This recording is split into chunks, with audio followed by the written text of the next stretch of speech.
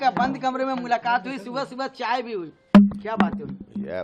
एक तो हम लोगों का व्यक्तिगत रिश्ता भी है, आज नहीं, जिस समय हम लोग राजनीति में क ख ग शुरू किए थे उस वक्त से रिश्ता है, तो वह अपनी जगह है, उसके चलते भी मुलाकात तो होते रहती है। बाकी एनडीए में घटक दल के रूप में हमारी पार्टी भी शामिल है और भारतीय जनता पार्टी के बड़े नेताओं में से एक नित्यानंद राय जी हैं और चुनाव नज़दीक आ रहा है, तो स्वाभाविक रूप से बैठे हैं, तो कुछ तो इस विषय पर भी चर्चा हुई है। क्या मायने निकाले जाए इसमें? नहीं, मायने क्या, कुछ नहीं निकालना है। एनडीए को कैसे हम लोग मजबूत करें, इस पर बात हुई है, ताकि बिहार में 40 में 40 नरेंद्र मोदी जी की झोली में हम लोगों को देना है, तो इसके लिए तो हम लोगों को बैठते रहना पड़ेगा, बात करते रहनी पड़ेगी। आप लोग कितनी सीट चलेंगे? आप लोग कितनी सीट चलेंगे? अरे इसका जब मौका आएगा तो बता देंगे, जब कौन पार्टी कितनी सीटों पर लड़ेगी यह कोई विषय नहीं है। 40 एनडीए लड़ेगा यह तो तय है, जीतेगा कितना?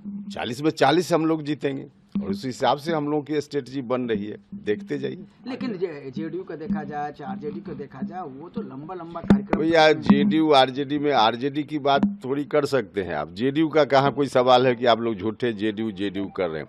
जेडीयू तो अब बिल्कुल समाप्त पार्टी है ना, जेडीयू बिल्कुल जो दिख भी रहा है, सब लोग उसमें जो बड़े नेता हैं कहीं ना कहीं या तो इनसे संपर्क में है, हमसे संपर्क में है या कहीं और संपर्क में है, तो जेडीयू का तो अब कोई मतलब ही नहीं। हाँ, आरजेडी है तो आरजेडी अब विपक्ष की पार्टी है केंद्र के हिसाब से, तो अपनी स्ट्रेटजी वह भी बनाएगी, उससे हम लोगों को क्या लेना। बड़े नेता मतलब कौन?